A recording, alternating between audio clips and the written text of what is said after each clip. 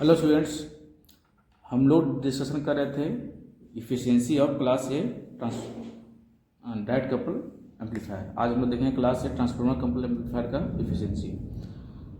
तो जिस प्रकार से पहले मैंने बनाया था, डीसी एनालिसिस किया था, उसके बाद फिर एसी एनालिसिस किया था, उसके बाद मैंने इफ़िशियंसी प्रूव किया था। तो उसी प्रकार से हम लोग इसको भी प्रूव करेंगे। उससे पहले जान लीजिए यह फिगर कैसे बनता है। तो यहाँ पे पिछला जो फिगर था हमारा, यहाँ पे आरसी था। अब यहाँ पे क्या, उसी जगह पे ये ट्रांसफार्मर मैंने लगा दिया। जब ट्रांसफार्मर लग जाता है तो उसको बोलते हैं ट्रांसफार्मर कपल एम्पलीफायर। अब देखिए ये हमारा क्या होता है, आरबी होता है, ये हमारा ट्रांसफार्मर है। तो पहले लिखेंगे डीसी एनालिसिस। तो डीसी एनालिसिस कैसे करेंगे देख लीजिए। तो हम लोग चूँकि डीसी कर रहे हैं तो जितना भी एसी सोर्स है सभी को जीरो करेंगे। तो देखिए ये क्या है, एसी होता है। ट्रांसफार्मर कब काम करता है, डीसी में काम नहीं करता, सिर्फ और सिर्फ एसी में काम करता है ट्रांसफार्मर। तो क्या हो गया, ये जीरो हो गया, बच गया सिर्फ आरबी। यहाँ पे क्या होगा, VCE। मैं सिर्फ फिगर नहीं बना रहा हूँ, होप आपको समझ में आ रहा होगा। तो अब इसको अगर मान लीजिए कि हम लोग सर्किट लूप लेंगे, तो मैं फिगर बना देता हूँ, ज़्यादा समझ में आ जाएगा। ठीक है, देखिए ये ग्राउंडर चला गया और यहाँ क्या होगा, यहाँ कुछ होगा ही नहीं।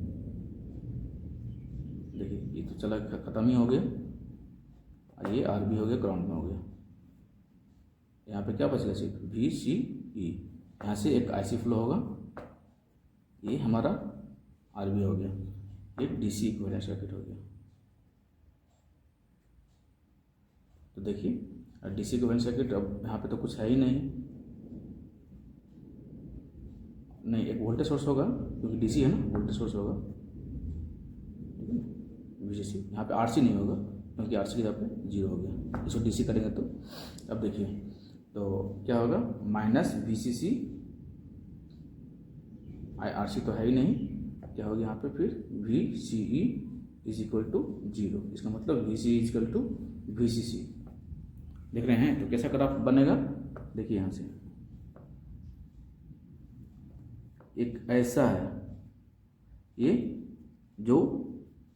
क्या होता है हमारा VCE होता है और ये होता है IC। तो इस किसी पॉइंट पर, किसी एक एक्स एक्सिस पर एक पॉइंट है जो VCC है, वहाँ पे इंटरसेक्ट कर रहा है।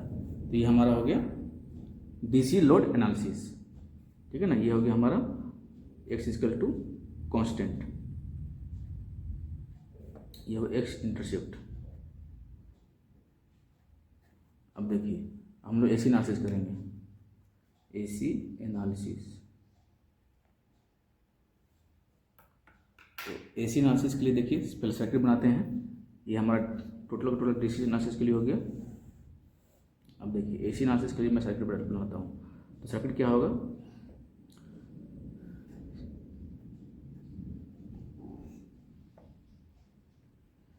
पहले इसमें बनाते हैं।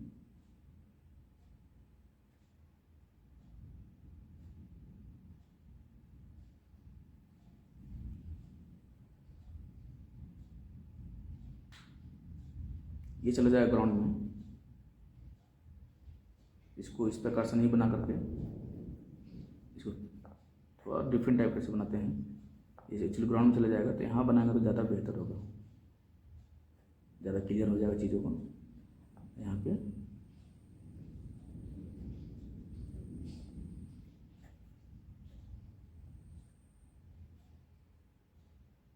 इसको भी ग्राउंड कीजिए और ये हमारा यहाँ पे चला जाएगा। यह हो गया, क्या हो गया, RL। यहाँ पे जानते हैं टर्न रेशियो N1 और N2 मानते हैं। अब इनपुट में क्या होगा, एक RB लगा दीजिए, सोर्स लगाना जरूरी नहीं है, यहाँ से हमारा काम चल जाएगा। ये RB हो गया, ये ट्रांसफार्मर हो गया, ये RL हो गया। तो हम लोग जानते हैं कि ट्रांसफार्मर में टर्न रेशियो क्या होता है, टर्न रेशियो होता है N1/N2।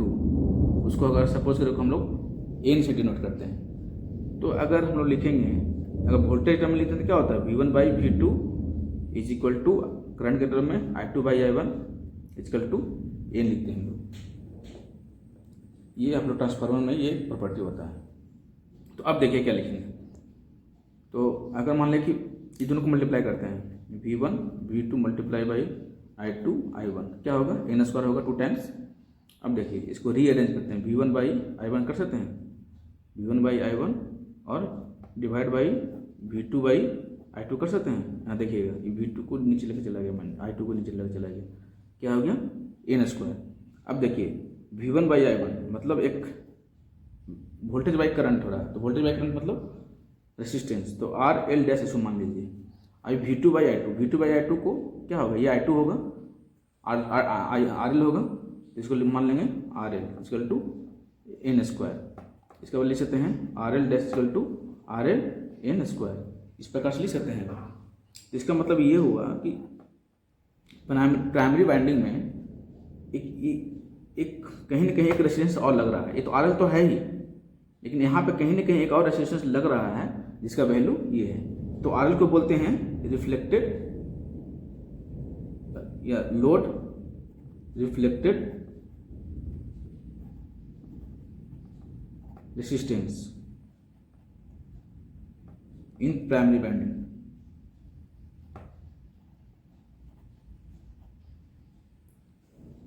मीन्स कि यहाँ कहीं ना कहीं एक और रेसिस्टेंस है जिसका वैल्यू हमारा n² इंटू RL है। तो इस सर्किट को अगर रिप्लेस करेंगे तो देखिए कैसे रिप्लेस करेंगे। अगर मान लीजिए कि AC सर्किट हम लोग अगर बना रहे हैं, इसी को रिप्लेस कर रहे हैं,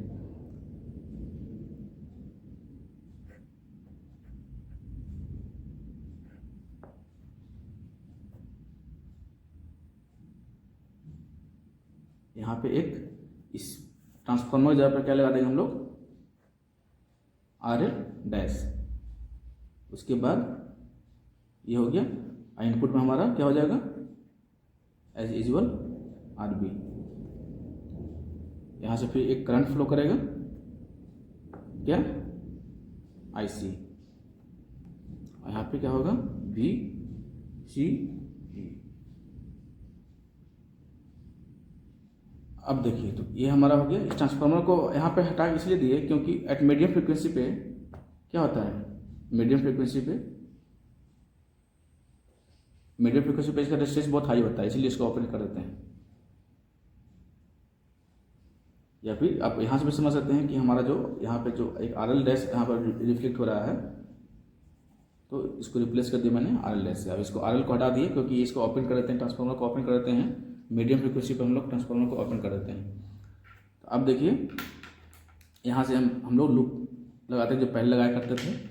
तो apply KVL in loop, output loop लिख दीजिए। आउटपुट लूप क्या होगा, IC फ्लो कर रहा है तो IC into RL' plus VCE equal to 0। अब क्या लिखेंगे यहाँ से, IC equal to minus VCE by RL'। पहला वाला ही जैसे लग रहा है तो I total current minus ICQ minus 1/RL dash VCE minus VCEQ। तो ये देखिए भी इक्वेशन क्या है, इक्वेशन ऑफ स्ट्रेट लाइन है ना। देखिए इक्वेशन यहाँ पे अगर मान लीजिए ये y है तो ये y1 हो जाएगा, ये हमारा m हो जाएगा, ये हमारा x हो गया, ठीक है, ये x1 हो गया। ये भी equation of straight line he represent कर रहा है। लेकिन यहाँ पे जो है DC में देखिए, DC एनालिसिस किया था तो सिर्फ क्या आया था VC इक्वल टू VCC, यहाँ पे इक्वेशन ऑफ स्ट्रेट लाइन। इसके कहने का अर्थ ये हो गया, ये कुछ यहाँ से एक इक्वेशन ऑफ स्ट्रेट लाइन होगा, उसे इंटरसेप्ट कुछ होगा। तो मैं फिगर नेक्स्ट पेज बना रहा हूँ, देखिएगा। देखिए ये हमारा हो गया। अब ये चूंकि देखिए ये लाइन जो है कहीं ना कहीं ये क्या है VCQ से काटेगा ना कहीं ना कहीं, तो इसको हम लोग बनाते हैं यहाँ पे VCC। और ये लाइन जो हो गया ये हमारा DC लोड है, ये हमारा क्या है DC लोड है, और ये हमारा क्या है AC लोड है। ये हमारा IC इसको मान लीजिए, इसको VC मान लीजिए, स्मॉल मान लीजिए, कैपिटल मान लीजिए, कोई उससे फर्क नहीं पड़ेगा। अब देखिए इसको मैं फिर से एज यूजुअल सो प्रोजेक्ट करते हैं, ठीक है ना।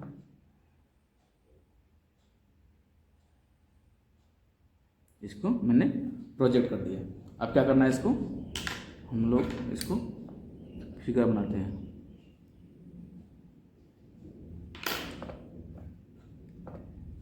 इसको भी बना लीजिए। ये हमारा फिगर हो गया। यहाँ पे क्या होगा, VCQ ICQ होगा। ये VCQ इज नथिंग बट, तो यहाँ से VCQ तो VCC है ना, तो यहाँ पे हमारा VCC है, पहले बता चुका हूँ, ठीक है। तो अब देखिए इस प्रकार से हमारा AC लोड और DC लोड बन गया है। अब हम लोग इफिशियंसी प्रूव करेंगे। तो परसेंटेज ऑफ इफिशियंसी क्या होगा, PAC/PDC। तो PAC की पहले वैल्यू लिखेंगे तो क्या होता है, VRMS इंटू IRMS। तो RMS की वैल्यू होता है VM/√2 इंटू IM/√2। तो अब इस मल्टीप्लाई किए तो क्या होगा, VM/IM/2। अब क्या करना है इसको, अब इसको हम लोग VM वैल्यू निकालते हैं, ठीक है। देखिए तो VM क्या होता है, पिक वैल्यू होता है ये, इसको VM। तो यहाँ पे अगर मान लीजिए यहाँ पे V मैक्स मानते हैं या VCE मानते हैं, इसको V मैक्स मान लीजिए, इसको V मिन मान लीजिए।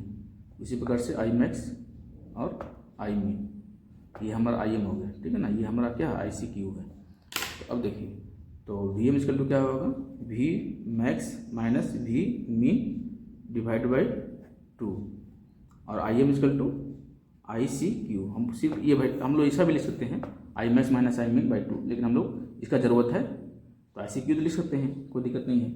तो इसका वैल्यू इसमें पुट कीजिए, क्या होगा, PAC equal to V max minus V min divide by 2 into ICQ divide by 2, that is V max minus V min ICQ by 4। अब PDC मानते हैं, इसको 3 मान लीजिए, 2 मान लीजिए, इसको 1 मान लीजिए। अब जो है PDC देखिए क्या है, PDC तो वही होगा VCC इंटू ICQ होगा ना, क्योंकि यहाँ जो DC एनालिसिस कर रहे हैं तो क्या बचेगा, सिर्फ ये बनता है इंटू ICQ बनेगा, ठीक है, सॉरी। तो अब देखिए VCC का वैल्यू क्या है, देखिए यहाँ पे है ना, मिडिल में है। तो अगर मान लीजिए, सपोज कीजिए कि अगर ये कुछ है हमारे पास, ये मान लीजिए 2 है और ये मान लीजिए कि हमारा 8 है, तो इसका मिडिल का वैल्यू कैसे निकालेंगे। तो इसका मिडिल का वैल्यू निकालने के लिए हम लोग करेंगे 8 + 2 डिवाइड बाई 2, क्या होगा, 5 होगा। तो 5 होगा मिडिल में, तो 5 मिडिल में होगा तो कैसे पता करेंगे 5 हमारा मिडिल में है। इधर कितना डिवीजन होगा, 2 3 4 5 हो गया, 3 डिवीजन, 1 2 3 डिवीजन। उसी प्रकार से 3 डिवीजन यहाँ कीजिएगा तो यहाँ होगा 6 7 8, 5 क्या होगा, मिडिल में हो गया। उसी प्रकार से यहाँ देखिए ये VCC क्या है, मिडिल में है। यहाँ पे मैक्सिमम V मैक्स है और मिनिमम क्या है, V मिन है। तो यहाँ पे लिख सकते हैं VCC equal to V max plus V min divide by 2 with the help of this formula. उसके बाद इंटू ICQ, इसका इक्वेशन नंबर 3 मान लीजिए। अब देखिए putting the value of 2 and 3 in equation कहाँ पुट कीजिएगा, इसमें पुट कीजिए 1। तो क्या होगा, PAC के वैल्यू पुट कीजिए, तो percentage of efficiency equal to, पहले ये वैल्यू पुट कीजिए, तो V max minus V min ICQ divide by क्या 4 होगा। PAC की वैल्यू मैंने पुट कर दिया, नीचे में अब आइए, V max plus V min divide by 2 into ICQ। तो ICQ कैंसिल इंटू 100%, यहाँ पे 100% होगा। अब देखिए, अब यहाँ 2 से 2 कैंसिल हो जाएगा तो क्या बचेगा, देखिए V max minus V min divide by V max plus V मिन होगा ना, यहाँ पर आगे में मल्टीप्लाई होगा 1/2 से इंटू 100%।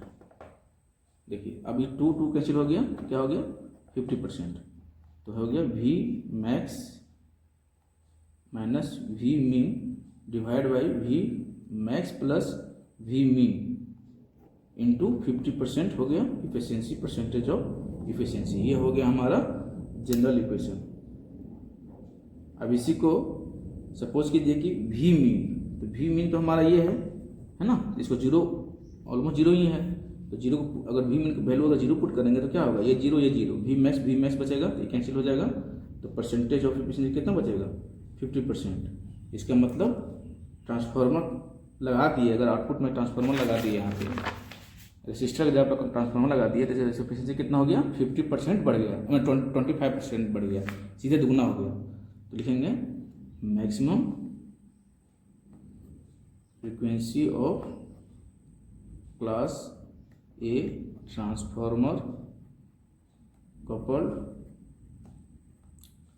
Amplifier is 50%। अब हम लोग देखेंगे class B transformer couple push pull amplifier.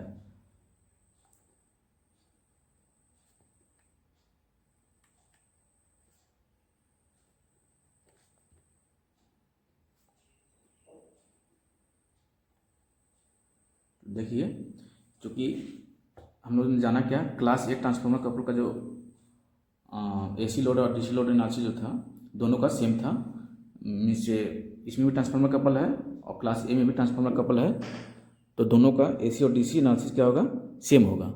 जैसे मैं बनाया था, देखिए ये रहा, ये फिगर मेरा रहा।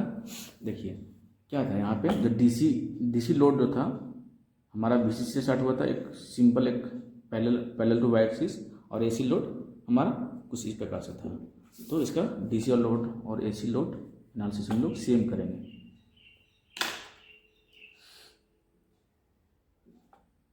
पहले एसी बनाते हैं, उसके बाद डीसी पे देखते हैं। तो मान लें कि वीसी है, आईसी इसको स्मॉल में लिखिए, क्योंकि एसी में है तो स्मॉल में लिखिए ऐसे। अब देखिए, इसमें मैं बताया था कि इसका जो कंडक्शन एंगल और क्यू पॉइंट जो होता है क्या होता है, सैचुरेशन या कट ऑफ में होता है। तो अगर मैं इसको प्रोजेक्ट करूँगा, इसको मैं प्रोजेक्ट करूँगा इस प्रकार से, इसका फिर कैसे बनेगा, इसका फिगर कुछ इस प्रकार से बनेगा, और नीचे का फिगर कुछ इस प्रकार से बनेगा। इधर का आईसी का वैल्यू है ना, तो ये हमारा क्या होता है आईएम, और ये क्या है वीए, है ना। तो अब जो डीसी लोड जो क्या था, वीसीसी था, ठीक है। तो वीसीसी जो है आपका ये हो गया हमारा वीसीसी, इस पॉइंट पे ये हो गया डीसी लोड, ये वीसी हो गया वीसीसी। क्यों है वीसीसी, क्योंकि देखिए यहाँ पे जो है सिर्फ एक ही हाफ साइकिल, यहाँ पे है सिर्फ एक ही हाफ साइकिल के लिए था वीसीसी, ना कि यहाँ तक था। तो हम लोग सिर्फ एक हाफ ले रहे हैं, सिर्फ यही ले रहे हैं ना हम लोग, तो ये ले रहे हैं, तो वीसीसी देखिए यहाँ पे है, ठीक है। तो इस प्रकार से इसका लोड लाइन बना दिया। अब हम लोग परसेंटेज ऑफ एफिशिएंसी कैसे निकालते हैं, PAC बाई PDC इंटू 100%। तो हम लोग पहले PAC के वैल्यू देखेंगे, तो PAC इक्वल टू क्या होगा, IVRMS इंटू IRMS, तो VM by √2 into IM by √2। अब देखिए यही तुम्हारा VM है ना, VM, ये VCC बोलते हैं इसको, और V मीन बोलते हैं इसको। अब देखिए, अब जो है इसको क्या लिख सकते हैं, VM को VCC minus VM, V mean. देखिए यहाँ डिवाइड बाई 2 करेंगे, यहाँ पे नहीं करेंगे, क्यों, डिवाइड बाई 2 कब करते थे, जब ये टोटल होता था तब करते थे डिवाइड बाई 2, लेकिन यहाँ पे सिर्फ इतना ही ले रहे हैं। यहाँ पे V मैक्स यहाँ से अब यहाँ शिफ्ट हो गया V मैक्स, तो हम लोग डिवाइड बाई 2 नहीं करेंगे। उसके बाद हम लोग इसको सही छोड़ देंगे बाई, यहाँ पे क्या होगा 2 होगा ना, V की जगह यहाँ पे मल्टीप्लाई करेंगे 2 होगा, और यहाँ पे क्या होगा IM। अब PDC देखते हैं, तो PDC से क्या होता है हमारा VCC इंटू IM होता है ना। लेकिन एक चीज़ आप ध्यान रखिएगा, IC क्या मतलब एक्चुअली IC क्या होता है, ठीक है। अब देखिए यहाँ पे एक चीज़ ध्यान रखिएगा कि हम लोग जब इसका वेवफॉर्म बनाए थे तो इसमें 2 ट्रांजिस्टर होता है, इसका फिगर ऐसा था ना कुछ, इसको ऐसा जॉइन करते थे, एक हाफ साइकिल इससे काम करता था, ऐसा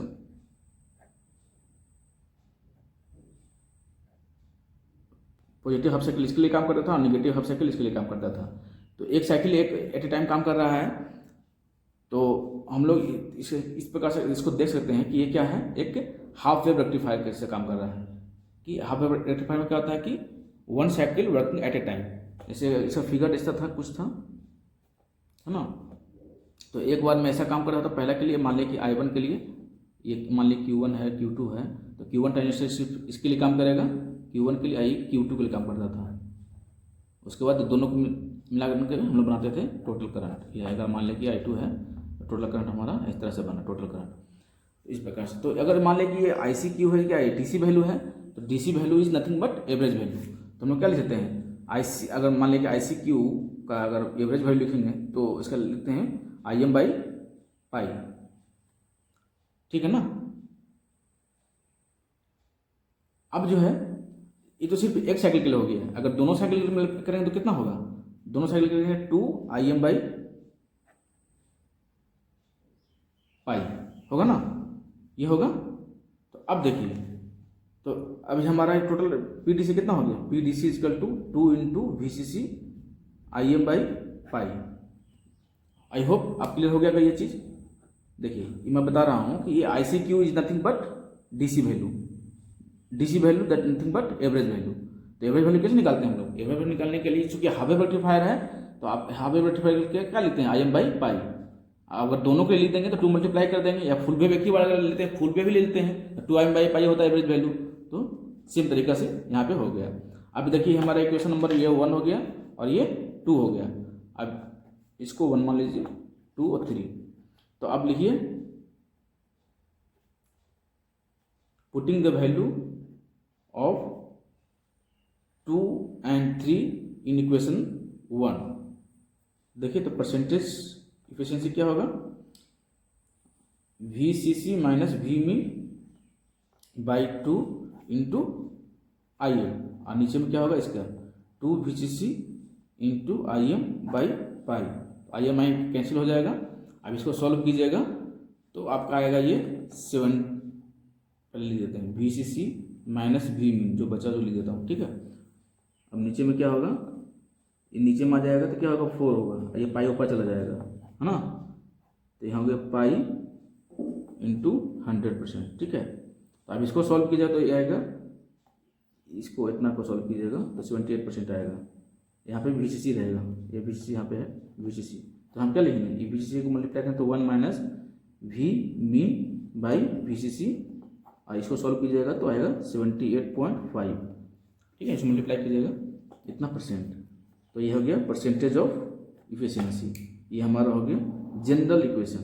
अब इसको हम लोग Vmin = 0 पुट करेंगे, Vmin = 0, ये मीन है हमारा। 0 पुट करने तो क्या होगा, इसी पर 1 बचेगा, तो 1 × 78.5 दैट इज, तो परसेंटेज ऑफ इफिशिएंसी हो जाएगा 78.5%। ये हो गया maximum efficiency. Okay, thank you.